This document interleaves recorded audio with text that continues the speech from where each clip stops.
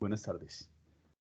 Bueno, recuerden que estábamos hablando entonces de, pues, el denominado problema del inventario. Recuerden que, pues, la idea es muy simple, ¿no? Es simplemente determinar los pedidos de qué tamaño deben ser, ¿no? Hacer pedidos de 100 unidades, pedidos de 1000 unidades, bueno, porque, pues, como siempre, ¿no? Los extremos son malos.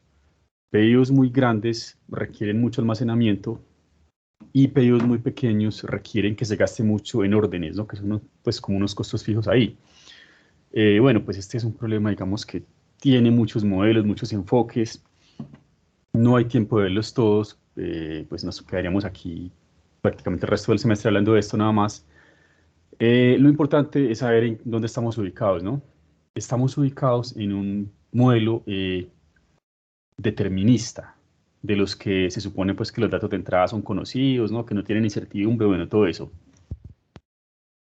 Y dentro de los modelos deterministas estamos trabajando el modelo básico y estamos haciéndole algunos ajustes, algunas variaciones pequeñas. En eso estamos. Entonces el modelo más simple de todos y el más importante, pues como el papá de los demás, de aquí se desprende todos los demás el modelo de OQ.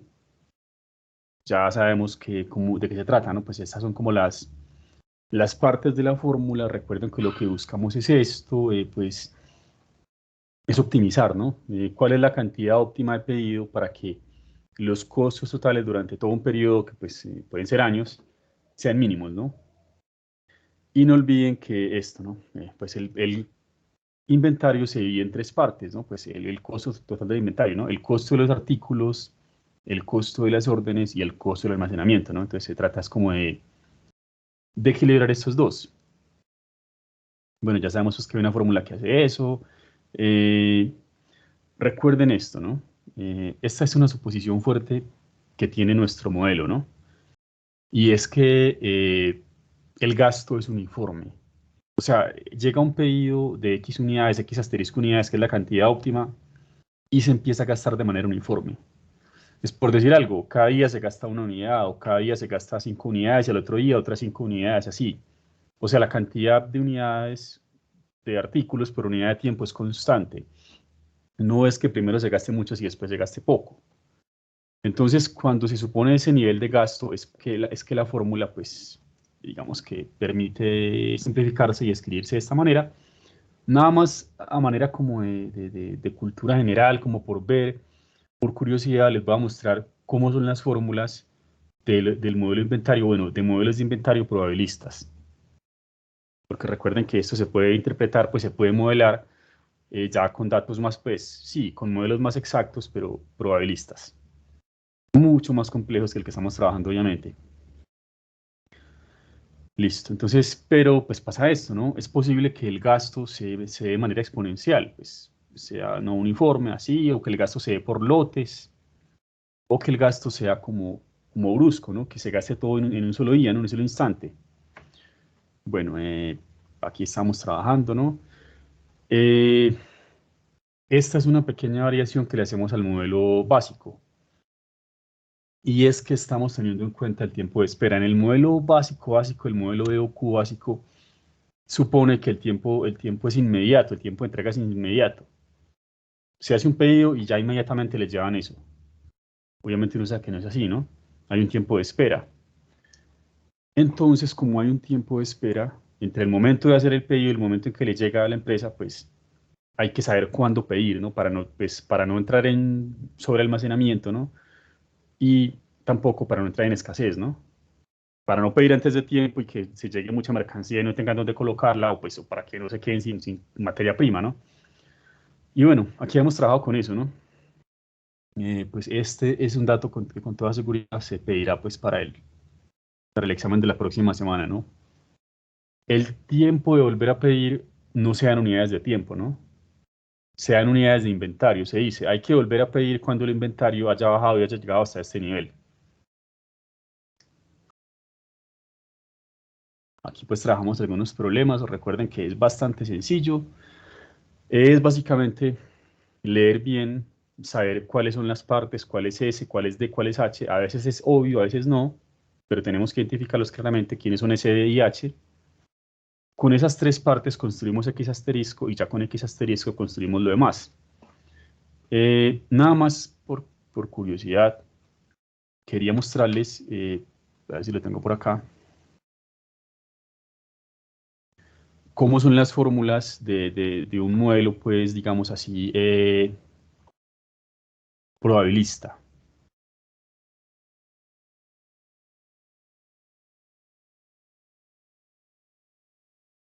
Pues no tenemos tiempo de ver todo esto porque para ver estos modelos sí necesitaríamos hacer un repaso más fuerte de la parte de estadística, en especial las distribuciones de de probabilidad y la parte de valor esperado, que es lo que se usa aquí. En especial distribuciones continuas, la distribución normal. Miren, vamos a ver acá pues nuestro modelo básico. Eh, Aquí está nuestro modelo básico. Tiene tres partes, ¿no? Y miren cómo es un modelo pues probabilista, mucho más complejo. Miren que sigue siendo parecido al modelo nuestro, ¿no? Pues, pero obviamente mucho más complejo, sigue teniendo tres partes, ¿no? Miren aquí, una parte, otra parte, otra parte. ¿Por qué hay tanta cosa aquí en esta fórmula? Porque miren, aquí se está hablando de un valor esperado, aquí se está hablando de una integral. Recuerden que la integral tiene que ver pues con la forma en que se gasta el inventario y todo eso, pues no vamos a llegar a esos modelos, nada más quería pues mostrarles que pues en el fondo es igual, son tres partes y se trata de optimizar, pero pues no tenemos tiempo de llegar a ese tipo de modelos, pero nada más quería mostrarlos ahí como de manera pues como dato curioso.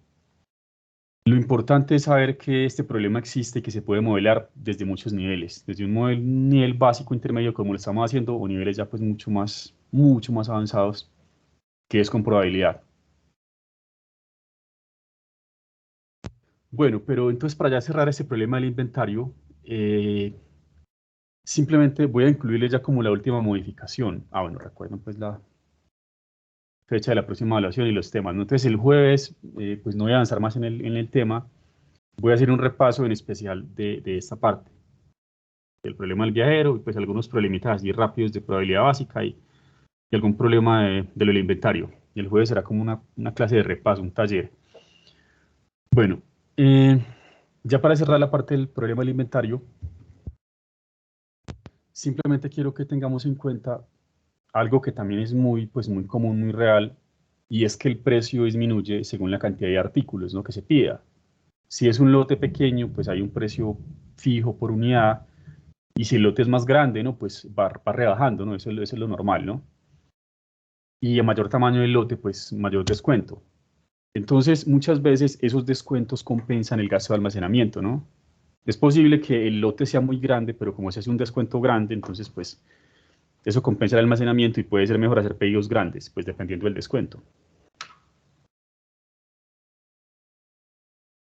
Entonces pongámoslo así. La ventaja es que aquí no hay que aprender fórmulas nuevas, no hay que aprender conceptos nuevos. Son las mismas fórmulas anteriores, mismas variables anteriores, solamente que tratándolas como con cierto detalle, pero no hay nada nuevo.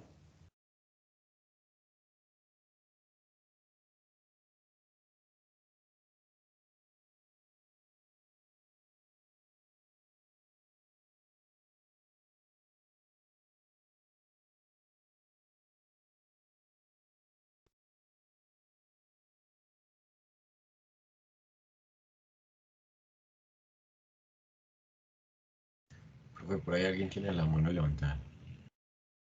A ver, aquí es difícil ver quién. Esteban, ¿alguna pregunta?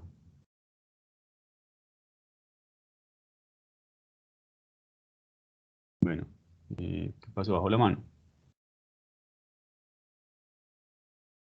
Ya saben, cualquier pregunta pueden hablar por el micrófono. A veces uno no ve cuando escriben por el chat ni cuando levantan la mano. A veces acá pues no se puede ver eso fácilmente.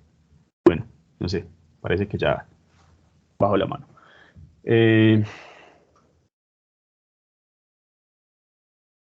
Esto que vamos a ver ahora pues es simplemente un ajuste, una interpretación. No, no es una nueva interpretación, es nada más un ajuste al modelo anterior. Hay que ver si el descuento vale la pena o no, eso es todo. Pero no es que vayamos a ver pues un nuevo modelo, nuevas fórmulas, nueva estructura. Sigue pues siendo Bueno, en parte básica. Vamos entonces al grano. Empecemos con un problema y vamos a analizar los descuentos.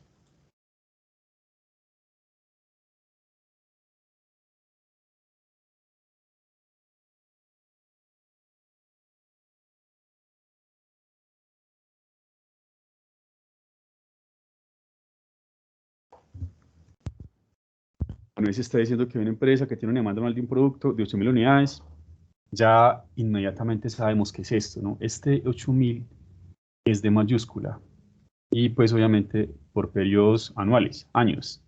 Eso es de mayúscula. Eh, un costo unitario anual de almacenamiento del 10%. Recuerden que esto es posible, ¿no?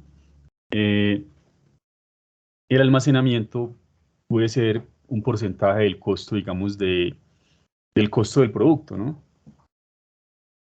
Puede ser algo fijo, puede ser un porcentaje del costo del producto. Bueno, entonces de aquí de alguna manera sacamos H. Pero recuerden que H no se puede dar como porcentaje, ¿no? H tiene que darse como costo unitario de almacenar por un periodo. ¿Cuánto vale almacenar una unidad, un artículo, durante un periodo? Obviamente ese 10% hay que meterlo en la fórmula, pero no puede ser 10% y ya. Bueno, de aquí de alguna manera sacaremos H, o sea, aquí ya tenemos D, de aquí tenemos, de alguna forma sacamos H, y aquí me están diciendo cuánto vale S. Y recuerden que esas son las tres partes para calcular el X óptimo, ¿no? El que estoy llamando como X asterisco. Eso es lo que va en la fórmula. Entonces, bueno, ya con eso nos defendemos. Ya podemos calcular el X óptimo, ¿no? Es raíz cuadrada de 2S por H. Pero uno dice, bueno, a ver qué pasa. Vamos a seguir leyendo el problema. Aquí me están dando los precios según la cantidad del lote, ¿no? Según la cantidad, pues, del pedido, ¿no? Si es de 1 a 200 unidades, el precio unitario es de 4.000. De 201 a 300 le rebajan un poco y se lo dejan entre 1.500 cada unidad. Y si es más de 301 unidades, pues lo rebajan más todavía y dejan a 3.000 la unidad, ¿no? Entonces es sencillo, ¿no? Es ver si los descuentos valen la pena. Ya sabemos que lotes muy grandes pues producen mucho almacenamiento, ¿no? Y es mala idea, pero a veces los descuentos compensan ese gasto extra. ¿Qué es lo único que tenemos que hacer aquí? Lo único nuevo.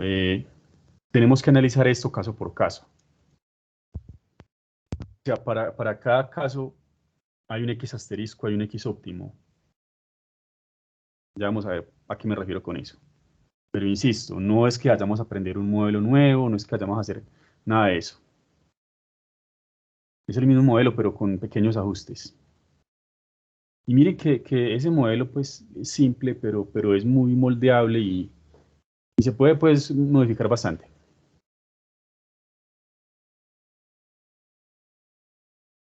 Algo pues que es fijo, ¿no? Esa D mayúscula, ya sabemos, la demanda anual, 8.000 unidades. Ese pues sí no hay discusión con eso.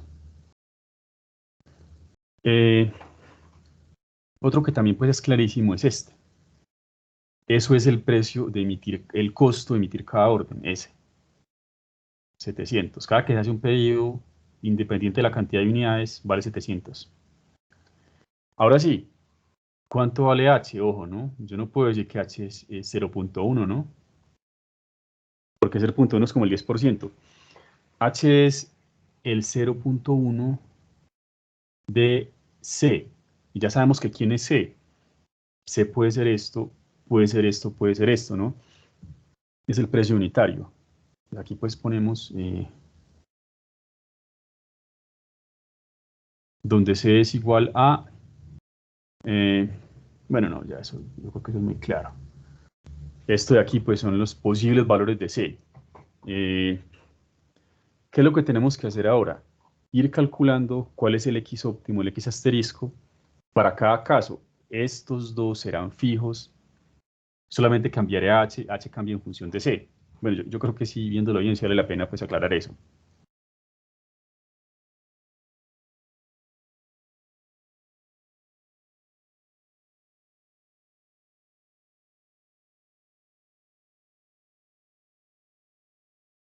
Eh, C puede tomar valores de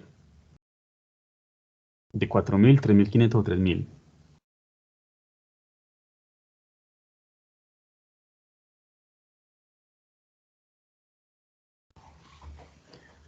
Entonces simplemente vamos a calcular el X óptimo para cada caso.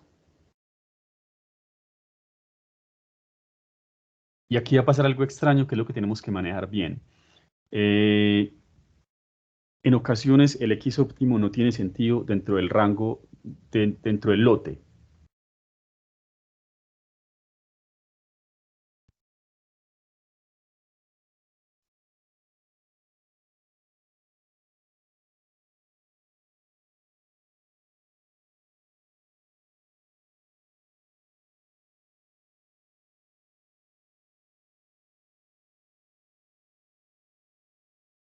Sí, era mejor decir eso, que C era la variable y vamos a calcular el X óptimo para cada posible valor de C.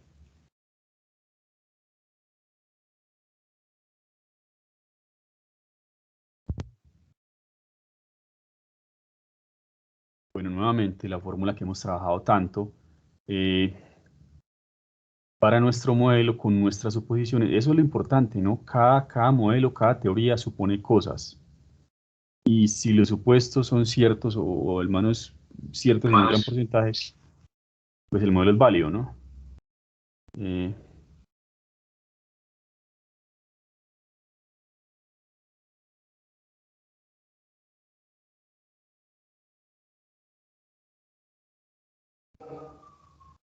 Aquí se supone demanda constante o al menos con una mínima variación. Profe, qué pena que lo interrumpa. Profe, Dime, ¿cuál es el valor de H? eh, es un porcentaje del costo unitario. Entonces H va a cambiar porque depende de C. H puede ser el 10% de esto, el 10% de esto o el 10% de esto. Es otra forma de dar H, un porcentaje del costo unitario. Listo, profe. Gracias. Vea, entonces voy a hacer énfasis en los rangos para que noten que puede pasar algo raro. O sea, si yo solamente hago énfasis en el precio unitario, a veces uno como que pasa por alto un detalle. Voy a hacer énfasis en el rango y en el precio unitario entonces. Primera posibilidad. Eh, Cuando C es igual, bueno, primero digamos el rango. Es entre 0 y entre 1 y 200. Si la cantidad de artículos pedidos está entre 1 y 200,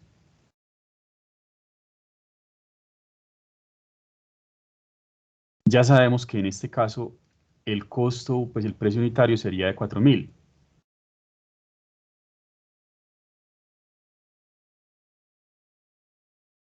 Entonces aquí pues hacemos el montaje de la fórmula, no ustedes me ayudan aquí a evaluar esto. O con el siguiente detalle, ustedes tienen que ver si ese X asterisco cae por dentro o por fuera del rango. ¿Cuál rango? El rango que mencioné al inicio, ¿no? O sea, este rango. Porque si el X asterisco llega a caer por fuera del rango, hay que hacer un ajuste mínimo, pero hay que hacerlo. Bueno, pues S y D son fijos, aquí no hay ningún problema.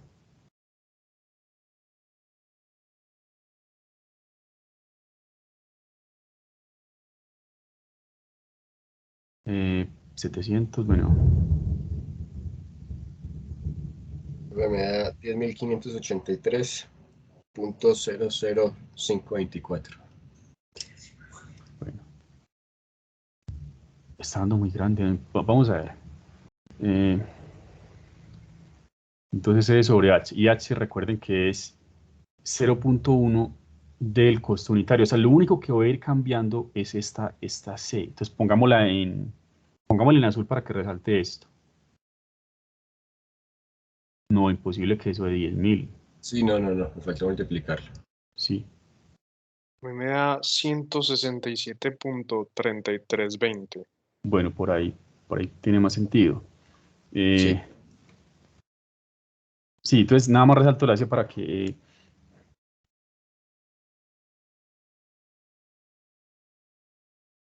167. Listo. Sí, tiene sentido por ahí.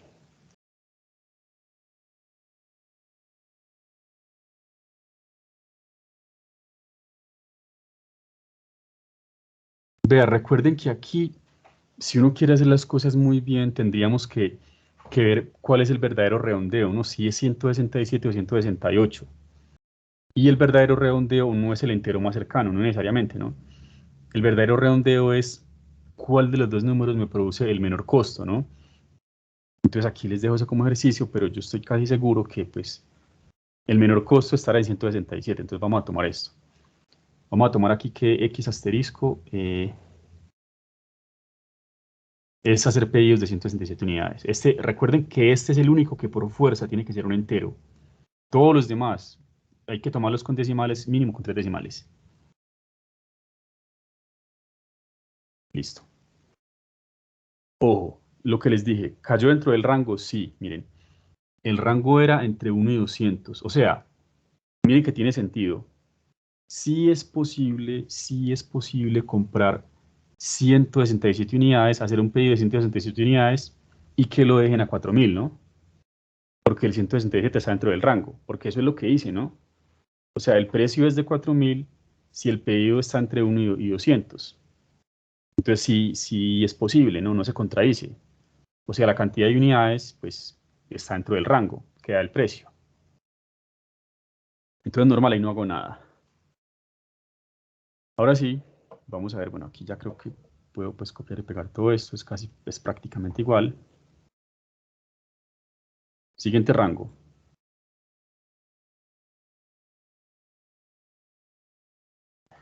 Bueno, el siguiente rango es entre 201 y 300.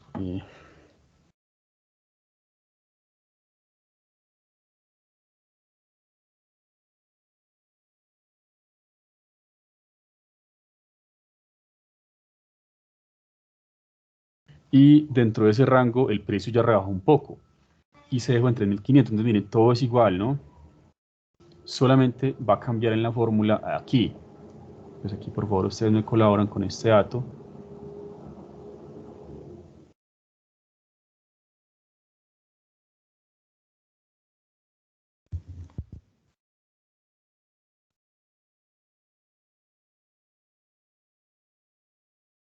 A mí me da 178.8854. Perfecto, sí, ya por allá algo así. Pongámoslo como 178.8, bueno. Vea, aquí ya empiezo como a ver algo raro. Mire que eso no tiene sentido, ¿no?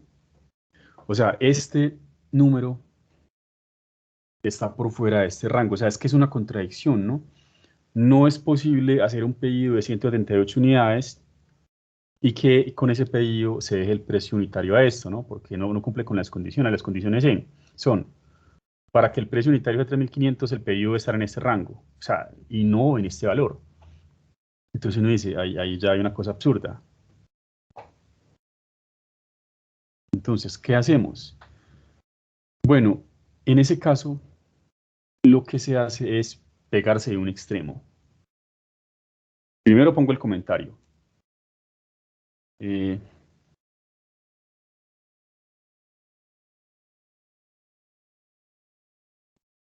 a veces uno le aparece un resultado raro y uno como que no sabe qué hacer. Vamos a ver qué hacer. Porque eso es muy común. O sea, lo raro sería que esto no ocurriera. Eh,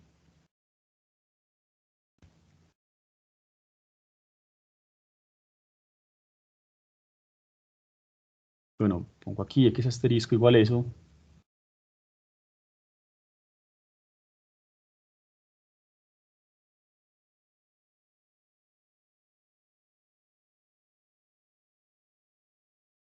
Bueno, esto realmente es un intervalo entero.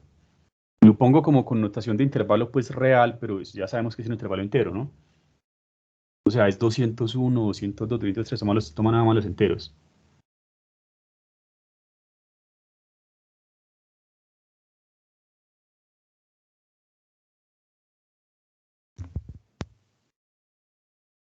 Bueno, entonces la pregunta es, ¿cómo arreglar, cómo corregir ese pequeño error, ese pequeño defecto? Lo que se hace es que se toma el extremo más cercano. A ver, de nuevo. ¿Cómo así que el más cercano? Sí.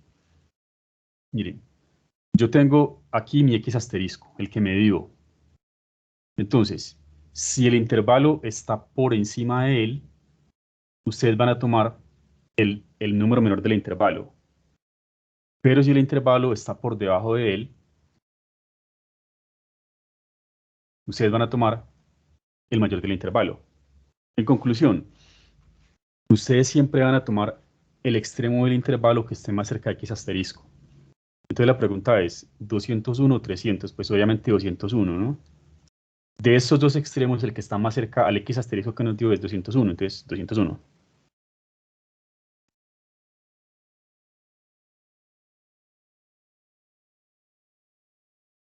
Y ya con eso ahora en adelante no tendremos problemas.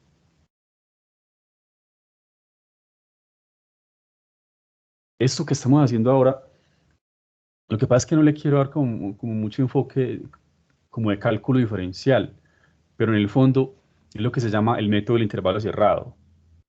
Uno, pues, si el extremo no está en el intervalo, perdón, si el punto crítico no está en el intervalo, entonces uno evalúa los extremos. Es más o menos lo que estamos haciendo aquí.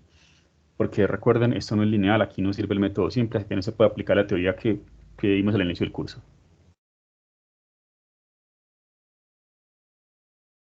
Entonces vamos a decir que X asterisco debe ser 201. ¿Por qué? Porque nos tocó.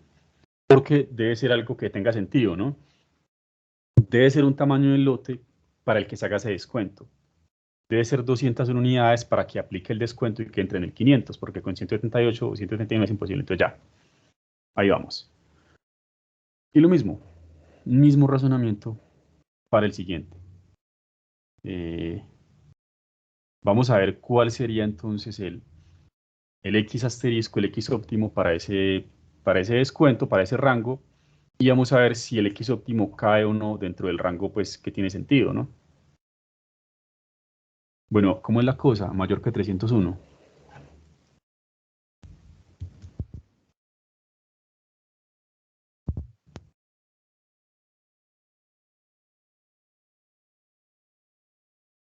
Ya si es un pedido muy grande de 300 unidades o más, entonces ya pues el vendedor dice, bueno, se los dejo a 3000 cada unidad.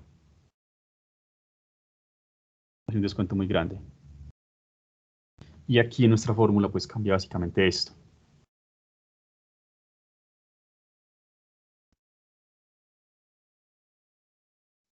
Y lo mismo, ¿no? Ustedes aquí me van a decir cuánto da eso.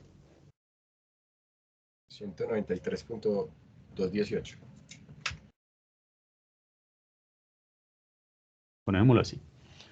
Mismo problema. Es más, puedo copiar y pegar pues como lo que escribí antes. Esto no está dentro de este rango. Ese X asterisco que me dio no es mayor que 301, por tanto es imposible, ¿no? Es imposible que al comprar 194 unidades nos dejen el precio unitario a esto, ¿no? No tiene sentido. Entonces pongo lo mismo y hago pues el ajuste que ya sabemos que tenemos que hacer. Si ven que el ajuste aquí es mínimo, eso es todo. O sea, esto es como una función por tramos. Es básicamente eso, una función por tramos.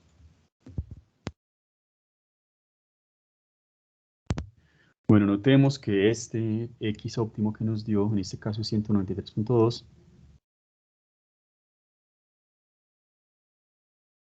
no está en el intervalo, en este caso el intervalo es desde 301, en teoría hasta infinito, ¿no? Aunque pues no se puede pedir infinitas unidades, pero pues quiere decir que es cualquier cantidad de unidades.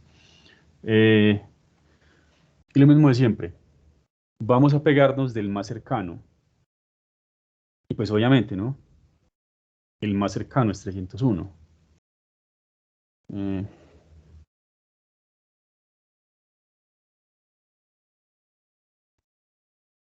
Voy resaltando los X óptimos obtenidos para cada rango.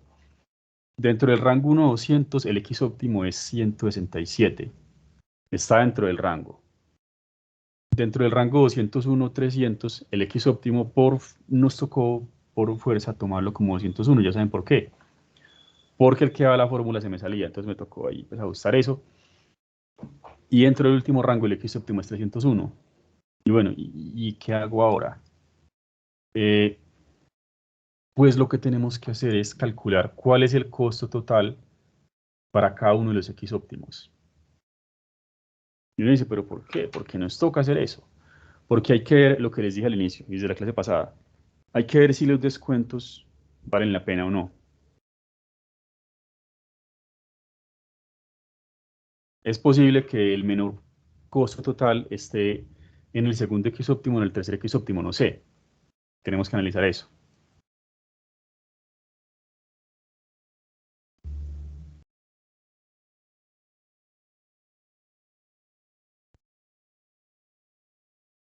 No olvidemos que esta es la función principal.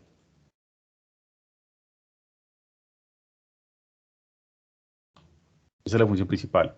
El costo total por periodo del inventario, si se hace pedidos de X unidades, es C por D, que significa costo de los productos. Esto me representa el costo de las órdenes emitidas y esto el costo del almacenamiento. ¿Y cuál es la única diferencia? Que ahora esto es una función por tramos. ¿Por qué? Porque en cada tramo hay un diferente valor de C.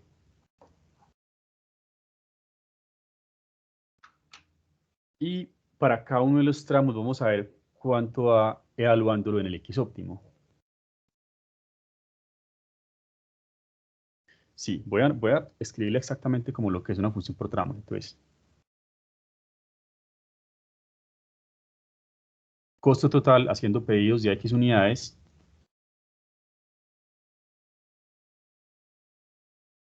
Bueno, dejo aquí un espacio suficiente porque esto me va a quedar como un poco extenso.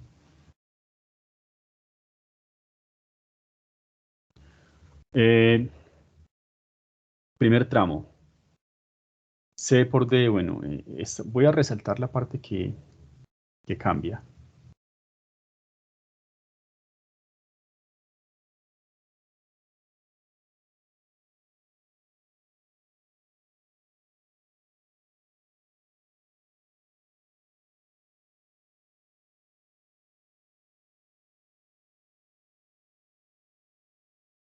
En el primer tramo dijimos que C era igual a 4000. Esto lo voy a poner así en azul, 4000. Lo demás será constante. D era 8000.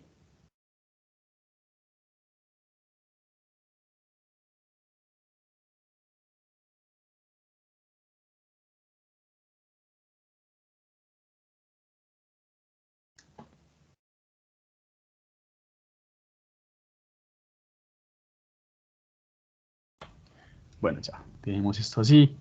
S, dijimos que se me olvidó cuánto era ese, 200. 700. Entonces, esa parte también será constante para todos los tramos.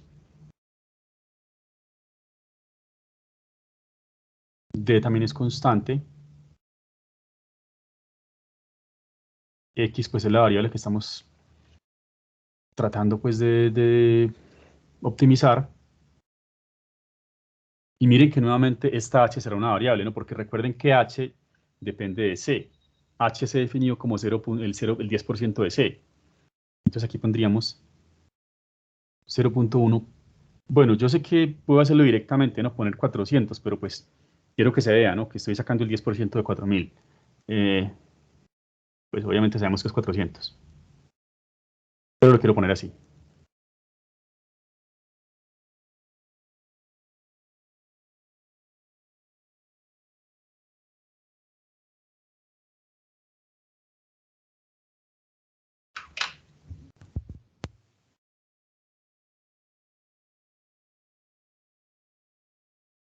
Y no olviden, siempre que uno plantea una función por tramos, uno tiene que decir cuál fórmula es válida en cuál tramo. Entonces, esta fórmula, toda esta fórmula que acabamos de plantear, es válida en el tramo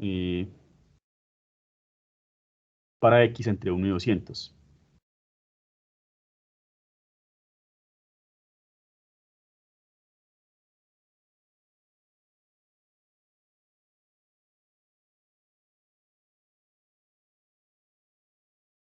Y listo. Ya con esto, nada más modifico lo que me toque modificar, por eso lo puse en azul, y calculo la fórmula para los siguientes tramos. Recuerden, D es constante, S es constante, solo cambia el valor de C, y C hace que cambie H. Aquí sería entonces 3500.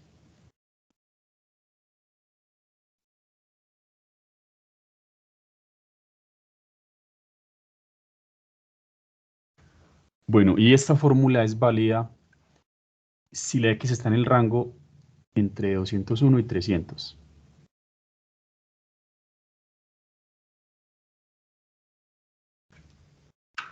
Y por último,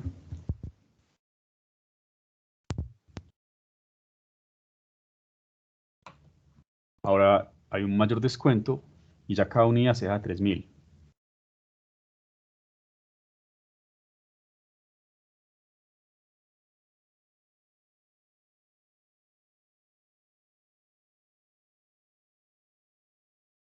Bueno, y esto es válido si la X es mayor o igual que 301. Insisto, no estamos aplicando realmente un nuevo modelo. Simplemente estamos aplicando el modelo anterior, pero con cuidado, teniendo en cuenta que lo que se nos está planteando realmente es una función por tramos. Calculamos el X óptimo para cada tramo y ahora sí, vamos a evaluar la función por tramos en el X óptimo que le corresponda, ¿no?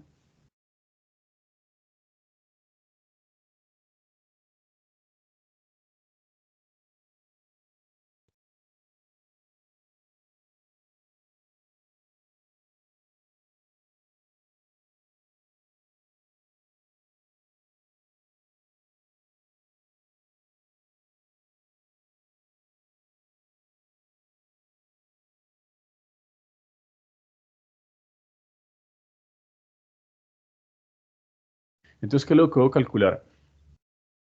Costo total, he hablado en 167, bueno, aquí sí, por favor, requiero su ayuda. Y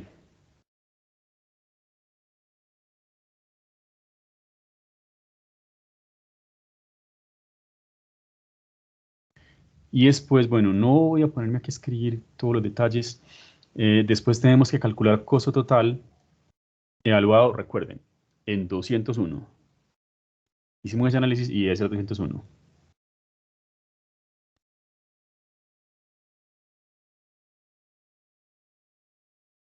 Y finalmente, costo total evaluado en 301.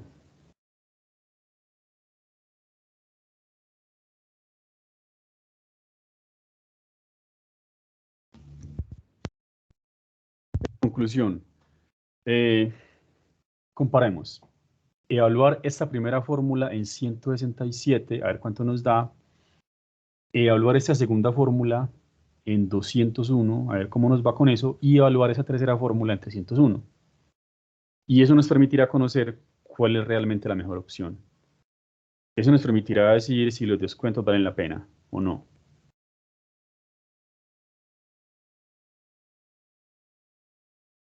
Bueno, yo ya tenía eso calculado, ustedes por favor lo pueden verificar. Bueno, ya lo he hecho en GeoGebra y todo, pues con todos los detalles. Evaluado en 167, por favor verifican esto. El costo total nos da, bueno, todo ese número que ven aquí. Obviamente, no dice nada si no lo he comparado con los demás.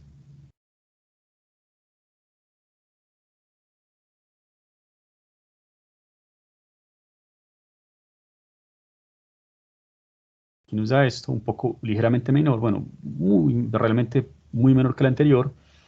O sea, es una opción mucho mejor. Quiere decir que ese descuento sí vale la pena. Para hacer un pedido más grande, el almacenamiento se compensa pues con el descuento que se hace por unidad. Y finalmente, para el otro caso,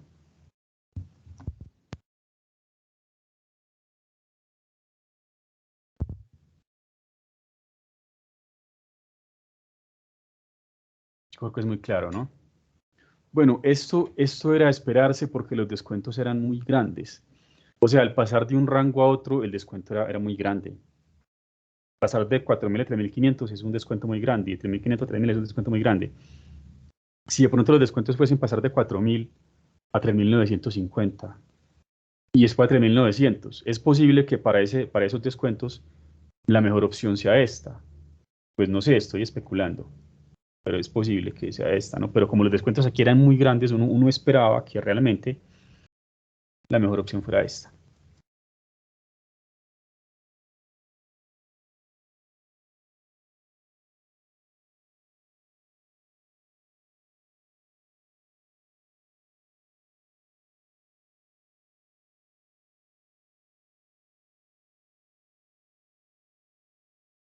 Entonces, en general, para que la empresa tenga el menor costo total anual por manejo de inventario, debe hacer pedidos de exactamente 301 unidades.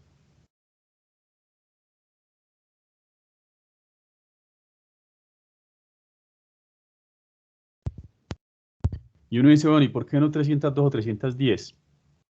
Porque si hace pedidos de 310, igual le dejan el mismo precio unitario, ¿no? No van a rebajarle más. Y con 310 unidades, pues ya hay más almacenamiento. Y como no hay más economía en el precio unitario, pues entonces no. Lo ideal es hacer pedidos de 301 unidades. Entonces, miren, no hay realmente nada nuevo. Es el mismo modelo que hemos trabajado hace rato. Debemos primero identificar claramente quiénes son D, S y H. Aquí hay ya pues un pequeño detalle con H que ya lo tenemos claro. Y además, tener claro que se calcula un X asterisco para cada rango de valores. En caso de que el X asterisco esté por fuera del rango, ¿qué es lo que hacemos? Nos pegamos del extremo más cercano. O sea, ¿cuál de los dos números, izquierda o derecha, está más cerca de nuestro X asterisco? Y ese número será el que escogeremos como el nuevo X asterisco. ¿Qué se hace finalmente? Se calcula el costo total para cada caso. Bueno, aunque yo pues realmente debí escribir esto directamente evaluado, ¿no? O sea, este primer tramo evaluado en 167, el segundo tramo evaluado en 201 y el tercer tramo evaluado en 301. Bueno, ustedes se encargan de hacer eso y verificarlo. Pero como les dije, aquí era más o menos lógico lo que iba a pasar porque los descuentos son muy grandes. Con descuentos pequeños muchas veces sigue siendo mejor hacer pedidos pequeños, porque el descuento no compensa el almacenamiento.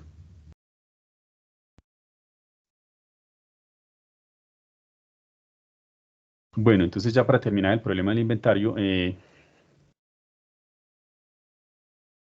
voy a hacerle unas pequeñas modificaciones y ustedes lo plantean a ver cómo les va con esto.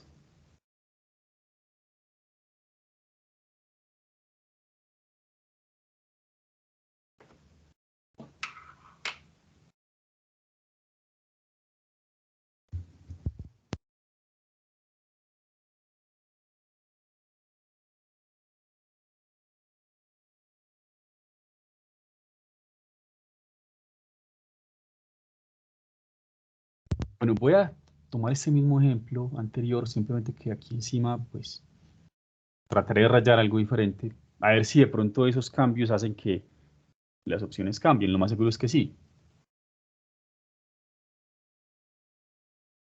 Bueno, entonces voy a dejar esto igual, que la demanda, pues, digamos que sean 8.000 unidades por año. Y voy a decir ahora que el costo de almacenamiento, pues, es menor.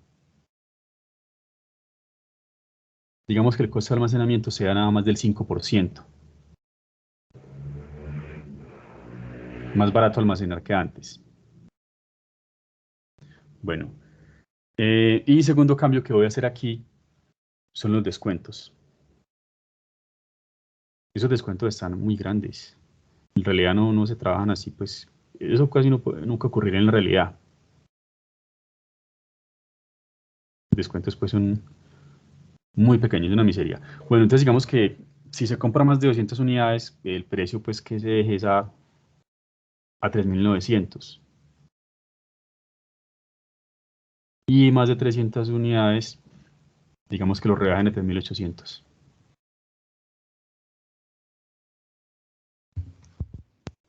Todos ustedes van a hacer el mismo razonamiento. Miren que estoy cambiando datos sensibles. Ahora estoy planteando un costo de almacenamiento más pequeño y estoy planteando descuentos más pequeños. Entonces lo más seguro es que la mejor opción ya no siga siendo 301 unidades. Es posible que ahora la mejor opción sea 201 unidades o que la mejor opción sea, no sé, lo que nos den en el otro rango o algún valor aquí. La verdad no sé porque no lo he hecho. Entonces, por favor, planteenlo a ver cómo les va. Pero yo esperaría que ya la mejor opción no sea esta, porque ya no es tan costoso almacenar y pues el descuento no es tan bueno como antes.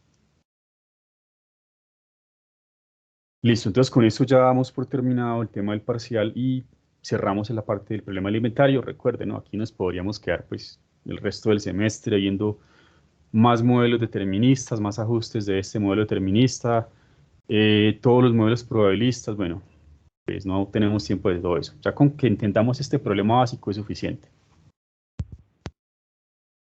porque realmente es el modelo pues, más importante, es la base de los demás. Entonces, en la clase de hoy ya voy a dar solamente la introducción a uno de los temas también más extensos del curso, y yo diría más importantes, que son los procesos de Markov, la parte de Markov, cadenas o procesos de Markov. Aquí hay que hacer algunos detalles así teóricos, algunas cosas básicas nuevamente sobre matrices y vectores, sobre álgebra lineal. Cosas que no vimos al inicio del curso, que es momento de ver ahora.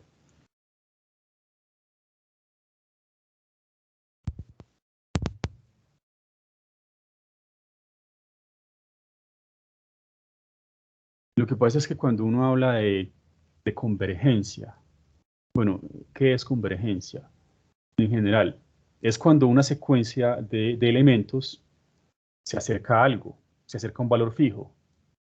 Puede ser una secuencia de números, una secuencia de vectores, una secuencia de matrices, una secuencia de funciones, una secuencia de estructuras, bueno, una secuencia de lo que sea, pues.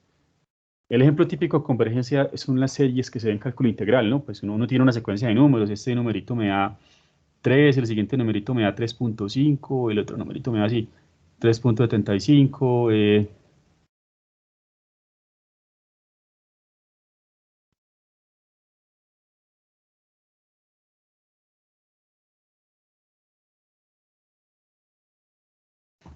entonces ahí diríamos, bueno, yo tengo una secuencia de números que el nombre técnico es una sucesión, y yo digo, esa sucesión tiende a 4. Perfecto, eso es clarísimo, ¿no? Ya ustedes seguramente vieron eso, si no lo recuerdan, pues ahora hay que recordar algunas cosas básicas de eso, de sucesiones y convergencia. ¿Qué es lo que vamos a ver ahora? Vamos a ver secuencias de vectores, pero la idea es la misma. Queremos saber si la secuencia de vectores converge o diverge. En algunas ocasiones la secuencia se aproxima a algo, en otras ocasiones es una secuencia pues como desordenada, aleatoria, que no converge. O es posible que sí converja, pero la convergencia sea muy lenta. O sea, eso también hay que medirlo aquí. Aquí la secuencia que me acabo de inventar converge muy rápido. Pues en pocos valores ya está muy cerca de 4. Muchas veces se puede tardar 1000 valores, 2000 valores para que haya convergencia. Entonces, eso es lo que tenemos que tener claro. Si hay convergencia o no, y cuando la hay, bueno, pues qué tan rápida es la convergencia. Hay toda una teoría que se maneja mucho en métodos numéricos, que es el orden de convergencia, orden 1, orden 2. Bueno, no hace falta que la veamos desde ese punto de vista, pero sí hace falta más o menos medir la velocidad de convergencia. Y para eso, pues vamos a necesitar lo siguiente.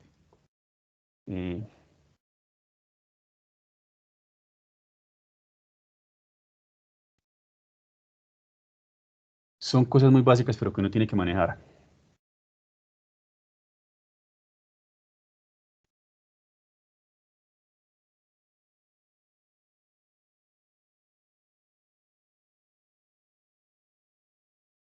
Uno dice así, ¿cómo así que normas? Las normas son diferentes formas de medir la distancia.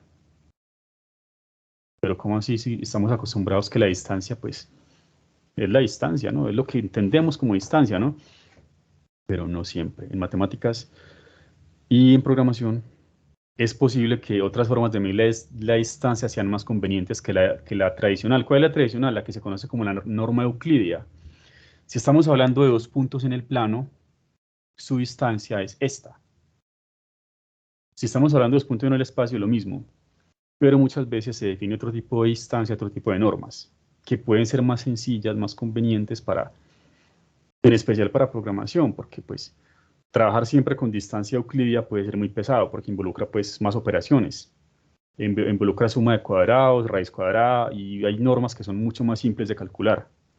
Y si uno tiene que calcular eso 1 millón de veces, pues uno quiere que sea algo muy simple. Bueno, primero pues empecemos con las cosas así completamente básicas. Ya poco a poco iremos hablando de las normas. Esto que voy a recordar aquí, pues yo sé que es una bobada, pero lo quiero hacer porque para la parte de Markov, los procesos de Markov, ustedes tienen que decidir si van a trabajar por filas o por columnas. Y es curioso porque eso depende como de los textos. En los libros de álgebra lineal, cuando se ve este tema pues como de manera no muy profunda, se trabaja por columnas. Porque este tema se ve a continuación de otro tema que es valores y vectores propios. Entonces se trabaja por columnas. Ya cuando uno estudia esto en un libro de investigación de operaciones propiamente, lo trabajan por filas. Porque vamos a ver que al trabajarlo por filas, va a coincidir, será muy fácil leerlo como una probabilidad condicional. Entonces eso es relativo. Ustedes van a ver pues cómo les parece más conveniente, si por filas o por columnas. Pero es bueno hacer esas observaciones.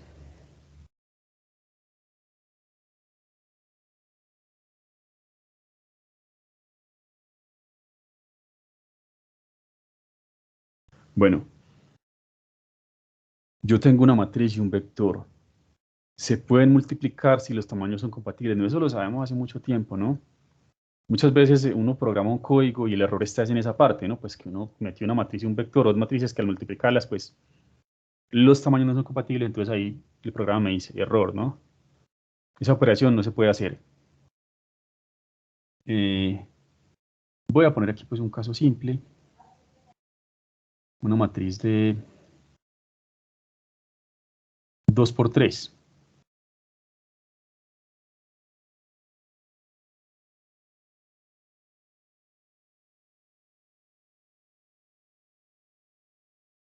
Esa matriz.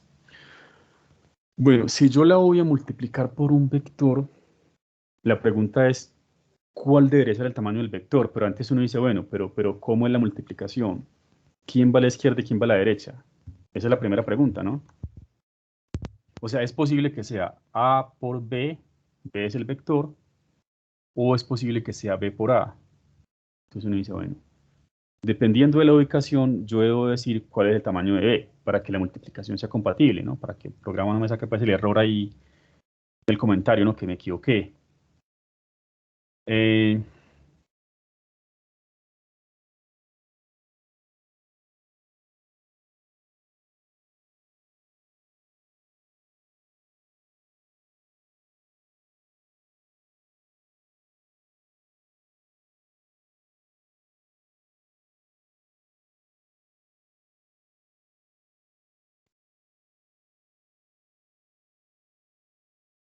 1, 2, 1. Un vector columna. Y voy a poner W como un vector fila.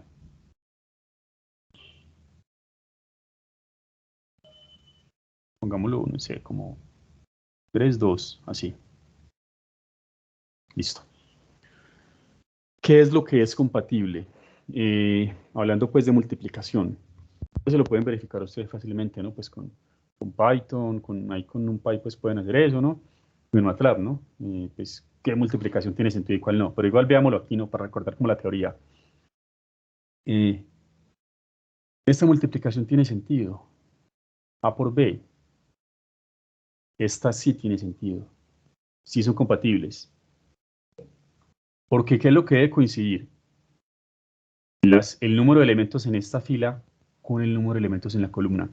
porque la multiplicación matricial, matriz por matriz, como sea, siempre se define filas de la primera por columnas de la segunda. Eso es lo que debe ser compatible. Repito, lo que debe ser compatible es la cantidad de elementos en las filas del primer objeto con la cantidad de elementos en las columnas del segundo. Cuando digo objetos me refiero a cualquier cosa, ¿no? Pues matriz o vector. Eso es lo que debe ser compatible. Entonces A por B sí es compatible. Y bueno, ¿y cuánto es A por B? Pues es más, nada más por practicar, por recordar, hagámoslo manualmente. Obviamente eso no se va a hacer manualmente, ¿no? Eso se va a hacer en Python, en MATLAB, pero pues por practicar nada más. ¿Cuánto sería A por B? Sería esta fila multiplicada contra esta columna en correspondencia y sumar todo. Entonces me daría 2 por 1 más 1 por 2 más 4 por 1. Eso es lo que se denomina el producto punto. Bueno, eso me da 8. Pues aquí, primera posición, me da un 8. ¿Cuánto me daría después? Pues ahora sería en correspondencia esta fila contra la columna. Me daría 0 por 2 menos 1 por 2 más 3 por 1. Bueno, eso me daría 1, ¿cierto? 3 y 1. Entonces ya. Eso es lo que me daría por B. Aquí pues nada más como por recordar, ¿no? Que no es que se vaya a hacer a mano, pero siempre es bueno saber cositas, ¿no? Como para... Eso nos ayuda mucho también a la hora de programar. Ya listo. Si yo trato de calcular B por A, inmediatamente me regañará el programa, ¿no? Me dice que eso no tiene sentido. Eso no está definido. No se puede calcular, no son compatibles.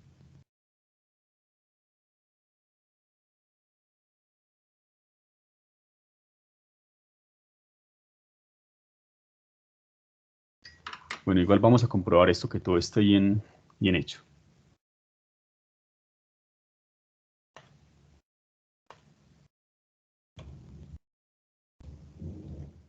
Bueno, la matriz A que estaba trabajando era por filas 2, 1, 4, 0, menos 1, 3. Y estoy planteando un vector B, un vector columna. 1, 2, 1. Estoy diciendo que A por B, recuerda que aquí el producto es el asterisco, nos da 8, 1. Ya sabemos de dónde sale el 8 y dónde sale el 1, ¿no? Es la multiplicación en correspondencia, fila por columna. Bueno, aunque no es que lo vayamos a hacer a mano, pero pues siempre es bueno saber dónde salen las cosas. Si yo voy a hacer, si a mí se me ocurre hacer B por A, inmediatamente aquí me saca un letrero rojo. ¿Sí? Nos regaña aquí, dice, no, eso no se puede hacer. Las dimensiones no coinciden, ¿no? El número de columnas de la primera matriz no coincide con el número de filas de la segunda. Bueno, debería coincidir para que pues, se pueda multiplicar ya. Y estamos definiendo un vector fila, 3, 2, que lo llama W.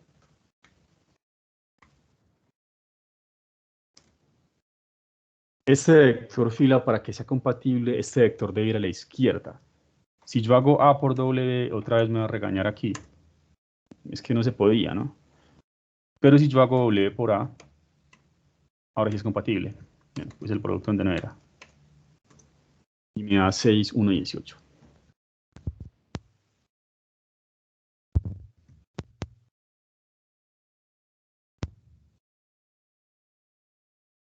Bueno, esto ya es cuestión de gustos. Aunque aquí les recomiendo que trabajémoslo por filas para que nuestros resultados coincidan perfectamente con la parte de con la parte de probabilidad condicional. Y a veces uno requiere que las cosas coincidan. Aunque si lo quieren hacer por columnas, pues no hay problema. O sea, lo que vamos a producir es una secuencia, una cadena de vectores, que puede ser una cadena de vectores fila o vectores columna. Ustedes van a ver pues qué les parece más cómodo. Si es por cuestiones gráficas, se ve mucho más agradable una cadena de columnas, pero si es por cuestiones de probabilidad, pues de todo eso, se ve más agradable una cadena de filas. Pues se ve más lógico, más razonable, con la teoría pues de la probabilidad condicional, pero no hay problema con eso. Ahora sí, W por A está definido. Bueno, ¿y cómo es W por A? Lo mismo, se multiplica la fila por la columna. Entonces voy a poner aquí en el correspondiente orden.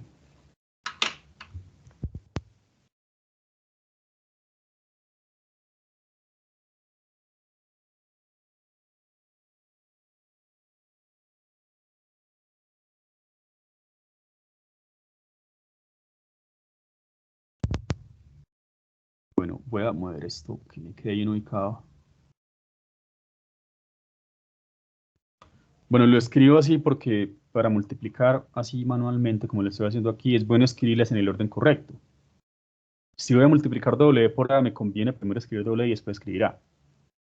Ese era el vector fila 3, 2.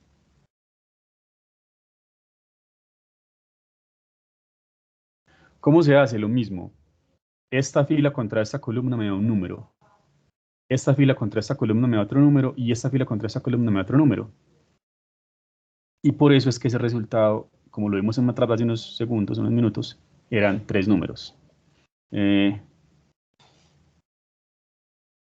primer número sería 3 por 2 más 2 por 0, es decir, 6.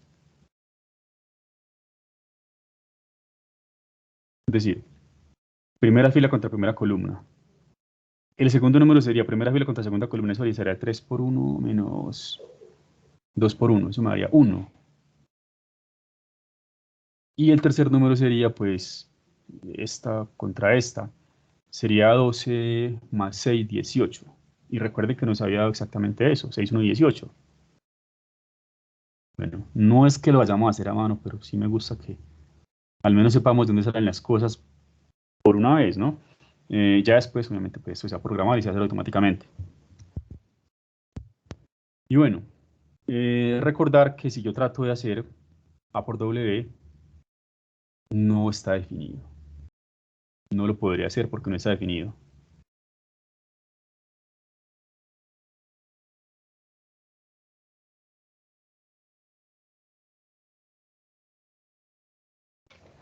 Entonces, en las próximas clases estaremos trabajando eso.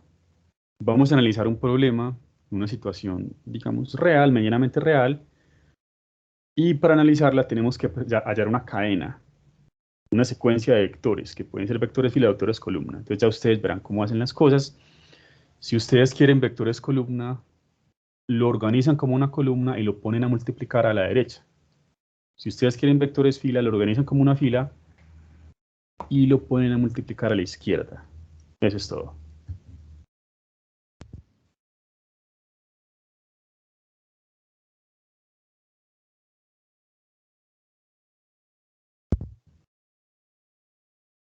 Bueno, lo siguiente es, ¿qué es eso de las normas? Ya que hicimos pues esta pequeña, digamos, observación,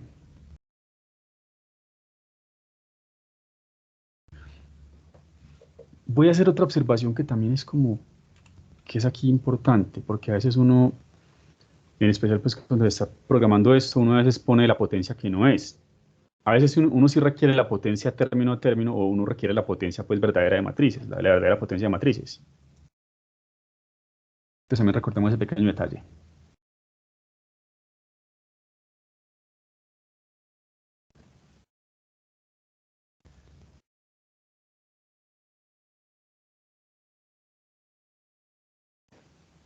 Bueno, voy a poner aquí pues una matriz cualquiera.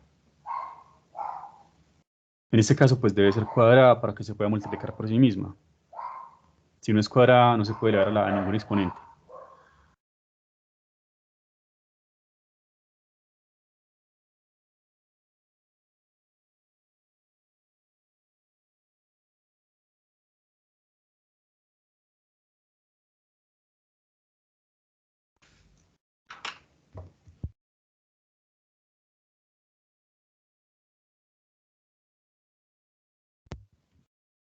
Bueno, borremos todo esto ya.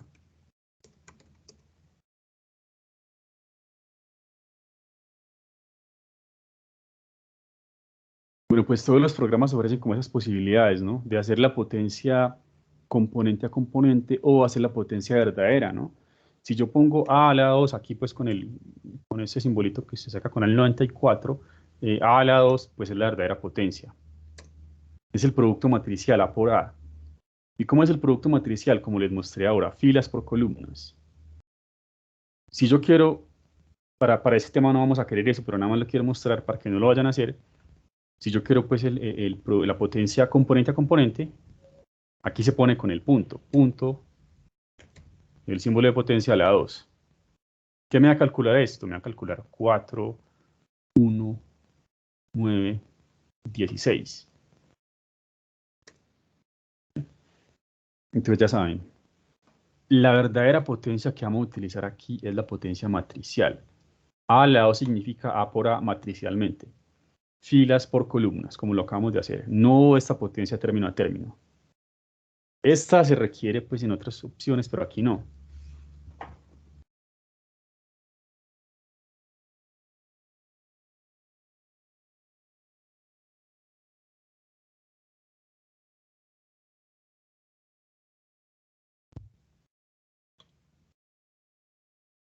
Bueno, A a la 2, recordemos que nos había dado aquí.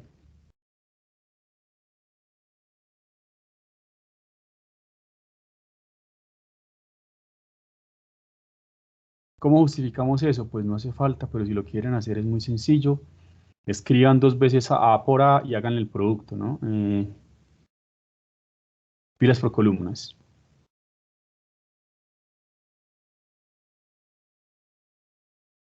¿Esto de dónde sale? El producto entre la primera fila de A y la primera columna.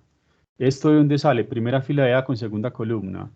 Segunda fila contra primera columna, segunda fila contra segunda columna. De eso está la 2. Bueno, ¿qué es diferente? A elevar cada número a la 2.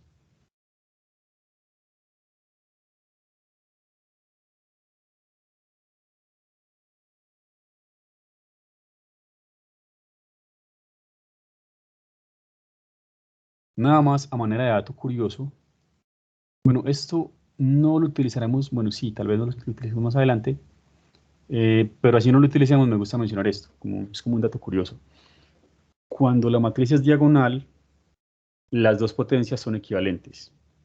O sea, la que es la verdadera potencia matricial, pues A por A, matricialmente, y la que es componente a componente.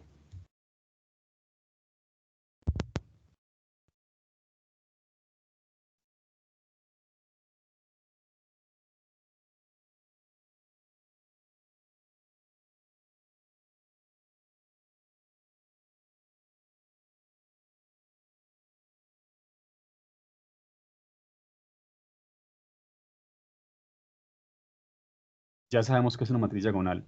Es una matriz cuadrada que en la diagonal puede tener cualquier número, cualquier cosa, cero o diferente de cero, y por fuera de la diagonal debe tener solamente ceros. Entonces pongamos, por ejemplo, aquí un 2, aquí un 0, aquí un 0 y aquí un 3. Es una matriz diagonal. Vamos a ver cuánto da d a la 2 en los dos sentidos.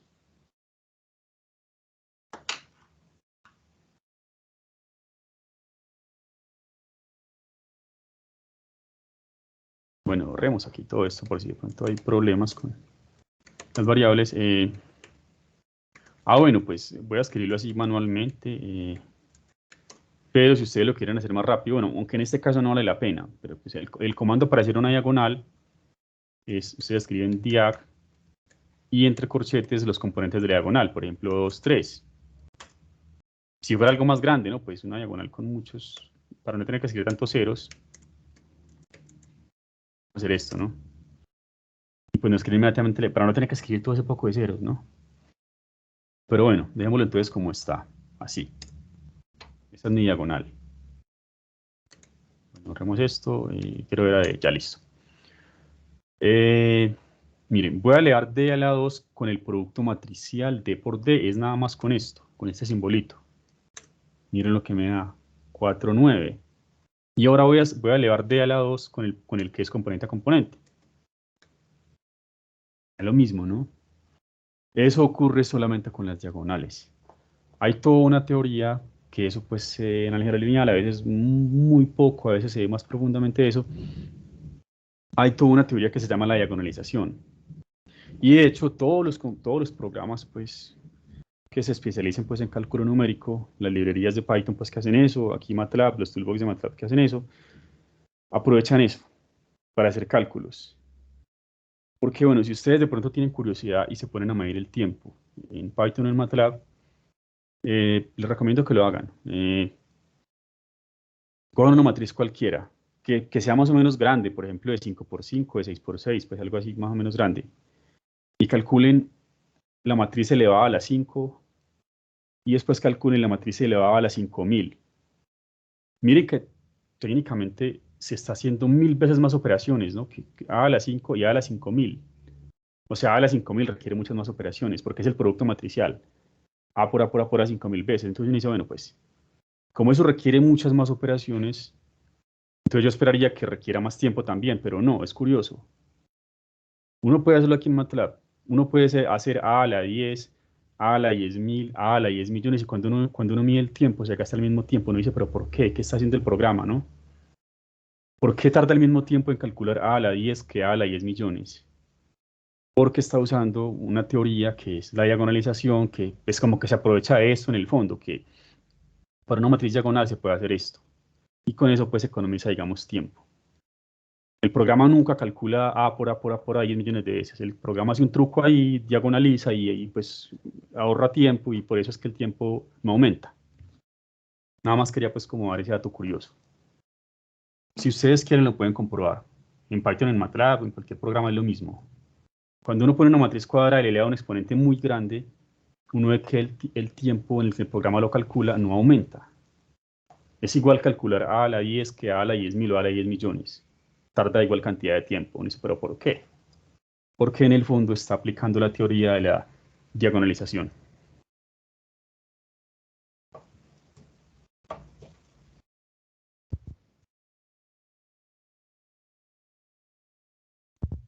Bueno, y el que mejor hace eso es MATLAB. O sea, las operaciones matriciales son muy rápidas, mucho más rápidas pues comparadas con otros lenguajes.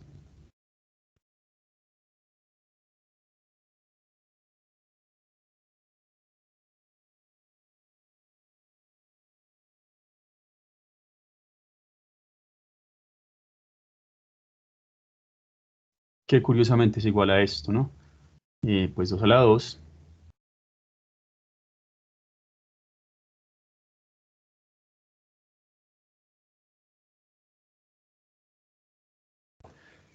Listo.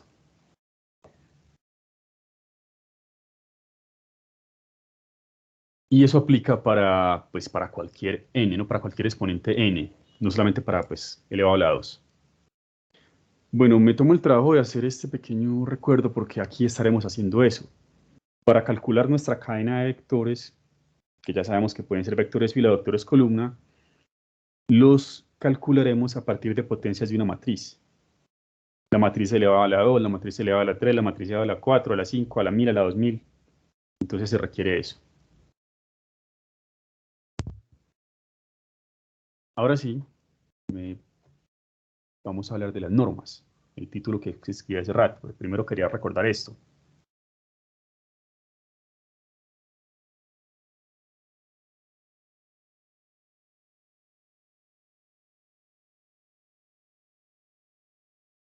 Bueno, una norma se utiliza básicamente para determinar qué tan parecidos son dos elementos. Cuando estamos hablando de números, la norma pues es el valor absoluto. O sea, yo cómo sé qué tan cercanos son el número 3.7 y el número 4.2, ¿no? ¿Qué tan cercanos son? Pues yo calculo, ¿no? Valor absoluto de la diferencia. Y no importa cómo lo reste, pues eso me da 0.5, ¿no? O sea, esta es la norma estándar y prácticamente, bueno, aunque se podría definir más normas, pero es prácticamente la que uno siempre utiliza, no en los reales, el valor absoluto. Eso me permite identificar qué tan cercanos son dos números, el valor absoluto de su diferencia. Bueno, cuando estamos hablando de vectores, uno dice, pues bueno, depende de dónde estén viviendo, ¿no? Si los vectores son del plano, yo puedo definir la norma como la distancia euclidia, ¿no? En el espacio igual, y en general en cualquier parte, ¿no? R4, R5. Así pues no tenga interpretación gráfica. Pues también es común, ¿no? Yo les dije eso como desde la primera clase, ¿no? La teoría aplica así la parte no tenga interpretación gráfica. Puede ser R4, R5, pues igual la teoría aplica igual, no tiene que ser R2 o R3 el plano del espacio. Bueno, entonces en general, voy a hacer esto así por ahora con vector fila. Yo tengo un vector X que lo quiero poner con vector fila, con componentes X1, X2, hasta Xn.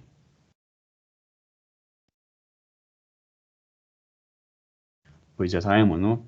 Es un vector que pertenece a Rn, listo. Se definen diferentes normas para X.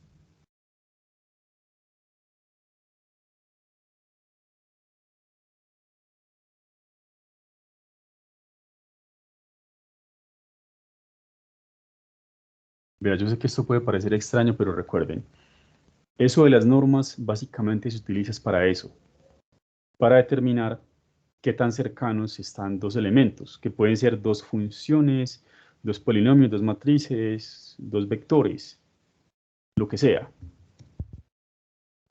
Porque para el análisis se requiere eso, saber qué tan cercanos están, porque cuando ya estén muy cercanos uno dice, bueno, paremos aquí, ya no sigamos iterando, el código para aquí.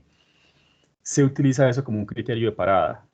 Separa el algoritmo, separa pues la iteración cuando la norma de dos vectores cercanos consecutivos sea menor, por ejemplo, que 10 a la menos 6 o que 10 a la menos 8. Uno dice, bueno, esos vectores son prácticamente iguales, paremos aquí, no llegamos más.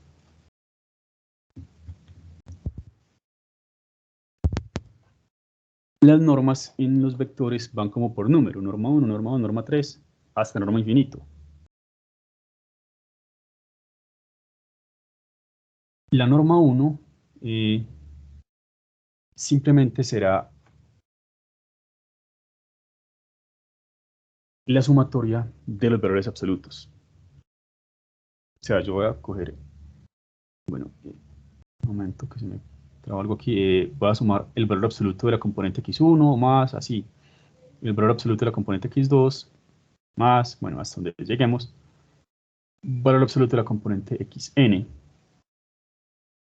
¿Por qué? Recuerden, esto es una definición y la definición es porque sí. O sea, porque sí se quiso definir eso y que esa operación se llama norma 1. O sea, aquí no hay más justificación, es una definición, porque sí. Y se dan más definiciones. La norma 2, que es la famosísima norma euclídea, o sea, esto es lo que conocemos nosotros como distancia, es norma 2 o norma euclídea. La norma 2 simplemente es la raíz cuadrada de la sumatoria de las componentes al cuadrado. Vea, yo sé que este valor absoluto que voy a poner aquí es inútil, pero lo quiero poner. Voy a poner valor absoluto de x1 elevado a la 2. ¿Por qué es inútil? Porque este cuadrado hace que esto sea positivo, o sea que el valor absoluto sobra, pero no importa, lo quiero poner. Para que veamos un patrón particular en las normas, en la definición de las normas.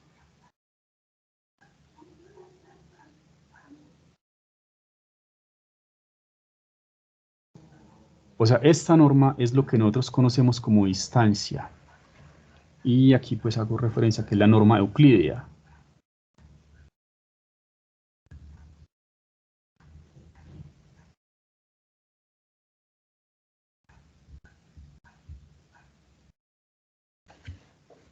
Miren, voy a definir ahora una norma 3, una norma 4. Bueno, voy a llegar a esta norma 3 y ya pues ahí sabemos cómo es que funciona esto de las normas. Ya ustedes más o menos sospecharán cuál será la norma 3. Bueno, no perdamos el tiempo. Norma P para cualquier P. P es cualquier número natural. Norma P. Voy a sacar, miren, como es norma 2, saco raíz cuadrada. Como es norma P, saco raíz P. Norma 3, raíz cúbica. Norma 4, raíz cuarta. Entonces saco raíz P.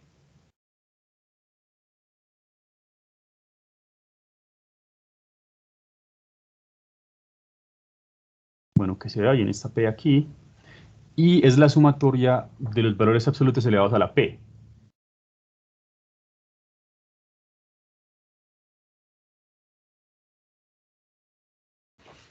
Entonces, en teoría, existe cualquier norma para cualquier natural. Norma 1, norma 2, norma 3, norma 4, norma 50.000. Y uno dice, bueno, se define también, ya para cerrar esto, la norma infinito.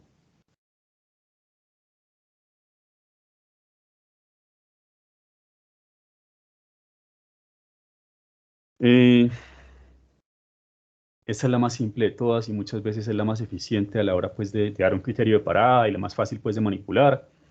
Porque esas normas P, muchas veces pues, para manipularlas pues, requiere más operaciones.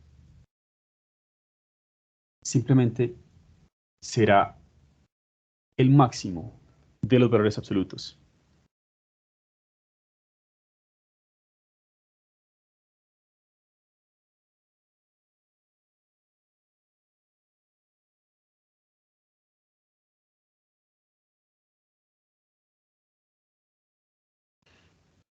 Eso es todo.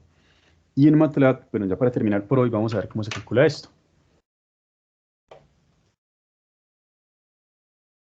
Pero no olviden, o sea, uno siempre debe saber qué hay en el fondo, no perderse en las definiciones.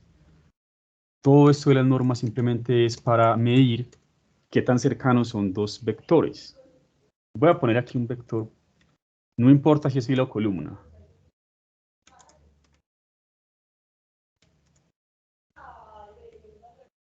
Miren.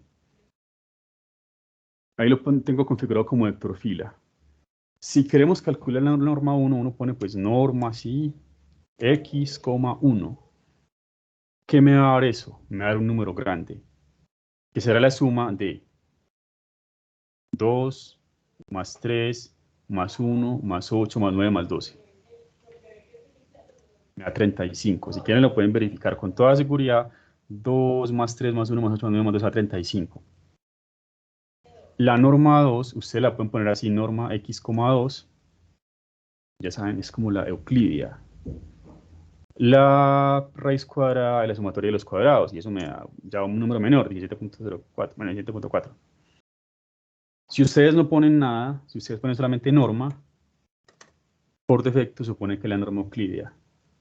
Eso pasa aquí, pues, al menos en MATLAB. Cuando uno pone norma a secas, el programa entiende que es la euclidia, la norma 2, para que tengan cuidado con eso. Y ustedes, pues, pueden calcular norma 3. Mire que va disminuyendo. Norma 4 será menor que la anterior. Norma 5, y miren que estoy marcando una tendencia. Norma 6, norma 7, siguen da 12 punto algo, norma 8. Y que la norma infinita está bien definida. Norma 10, 12 punto algo. La norma infinito, ¿cómo fue que se definió? Simplemente es de todos los números, bueno, aquí están los números. Coja el que tenga mayor valor absoluto y ese es 12. ¿Cómo se calcula la norma infinito? Ponen norma, el vector, coma, infinito, así. Eso va a dar exactamente 12. Y es curioso, si ustedes ponen un número muy grande, yo voy a calcular, por ejemplo, norma 5000. Miren cuánto da la norma 5000. Da 12. O sea, la norma infinito tiene sentido. Cuando uno hace que el P aumente, eso tiende a dar el número con valor absoluto más grande. Por eso la norma infinito se define así, el número con valor absoluto más grande. Bueno, dejemos hasta aquí por hoy, continuamos con esto la próxima clase. Bueno, recuerden que no, en la próxima clase vamos a hacer un repaso, continuamos con esto la próxima semana. Listo, profe, muchas gracias. Bueno, hasta luego. Gracias. Profe, gracias. Gracias, hasta luego.